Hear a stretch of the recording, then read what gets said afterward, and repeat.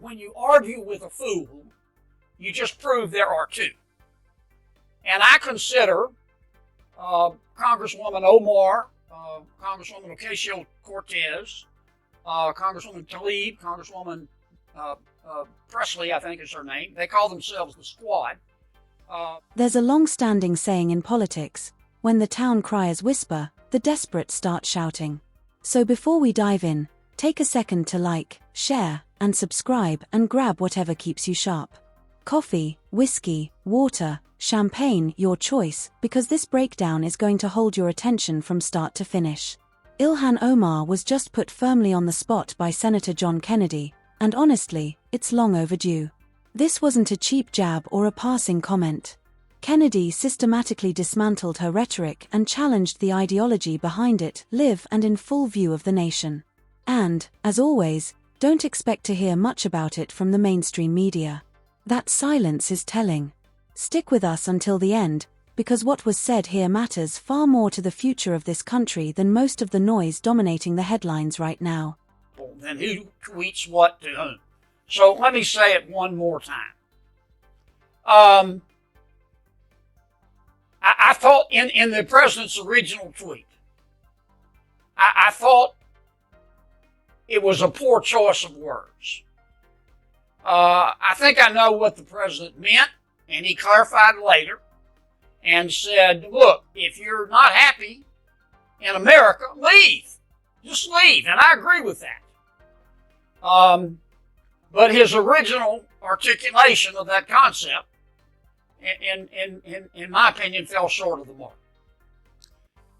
Number two, frankly, I don't know why the president felt the need to tweet on this subject at all. You know, when you argue with a fool, you just prove there are two. And I consider Congresswoman Omar, Congresswoman Ocasio-Cortez, Congresswoman Tlaib, Congresswoman Presley, I think is her name. They call themselves the Squad. I consider them to be fools. They hate America. They think America was wicked in its origins, and it's even more wicked today. They ought to be thanking America instead of calling America evil and wicked and racist. But this is America, and they have the right to their opinion. But I don't like to see the president even dignify their point of view. Besides that, I think that the Squad, as they call themselves, they are destroying the Democratic Party. You know, when your opponent is screwing up, don't interrupt him. Let him go. I mean, just looking at this from a political standpoint, if I didn't know better, I would think the members of the Squad were GOP plants. I mean, they think that illegal immigration, socialism, higher taxes, abortion are all moral goods. They think America, Israel, free enterprise are moral bads. That's not what most Americans believe. And that's kind of where I am on the subject. The president has explained his position. He has said, look, here's what I meant. If you're not happy living in America, leave. It's a free country, and I agree with that assessment. If I am not on this committee for one term, my voice will get louder and stronger, and my leadership will be celebrated around the world as it has.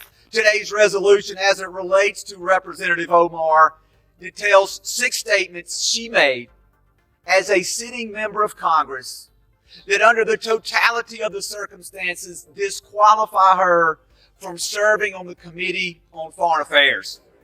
Don't tell me this is about consistency. Don't tell me that this is about a condemnation of anti-Semitic remarks when you have a member of the Republican caucus who has talked about Jewish space lasers and an entire amount of tropes and also elevated her to some of the highest committee assignments in this body. This is about targeting women of color in the United States of America. Don't tell me because I didn't get a single Time has apology expired. when my life was threatened. The representative can say whatever the heck she wants. But we don't have to accept it or embrace it. Individuals who hold such hateful views should rightly be barred from that type of committee. This institution is better because of her leadership, and the Foreign Affairs Committee benefits from her perspective. So let's talk about what's really happening. Republicans are waging a blatantly Islamophobic and racist attack on Congresswoman Omar. And I've said it before, I will say it again. The white supremacy happening is unbelievable. This is despicable. We're not removing her from other committees. We just do not believe when it comes to foreign affairs. Senator John Kennedy just delivered a long overdue dose of common sense, one the squad should have seen coming years ago. In a single, decisive moment, he said out loud what millions of Americans have been thinking, but what too many Republicans have been afraid to say publicly. He called them fools, and he wasn't exaggerating. Ilhan Omar, Alexandria Ocasio-Cortez, Rashida Tlaib, Ayanna Pressley. They've built entire political careers by relentlessly attacking the very country that elevated them to positions of enormous power.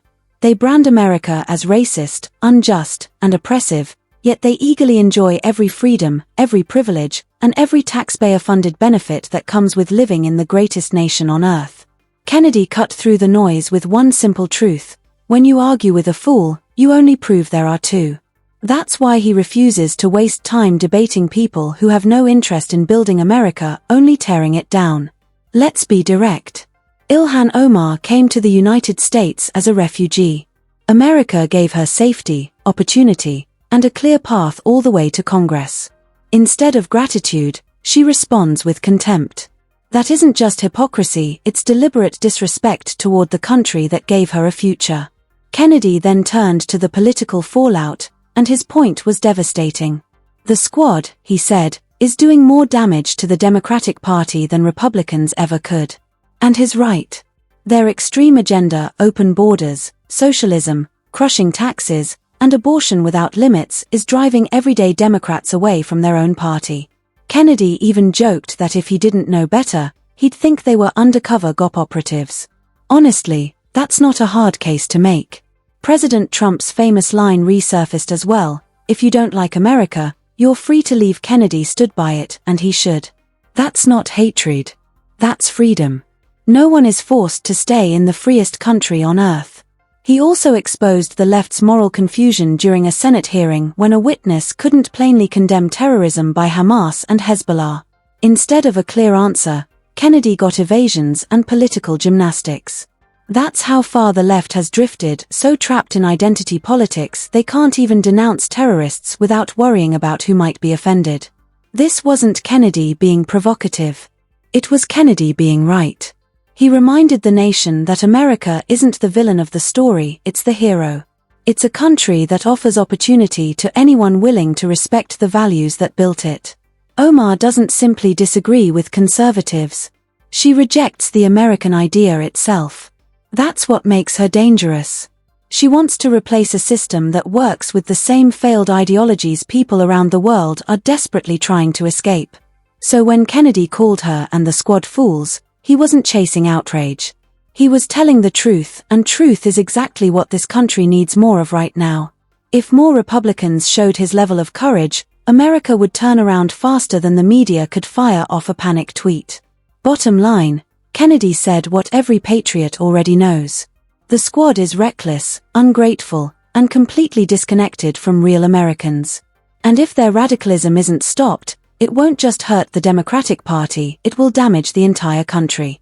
If you stand for truth and freedom, hit that like button, subscribe, and share this video. Someone out there needs to hear what the media refuses to cover. And we're not backing down. Not today. Not ever.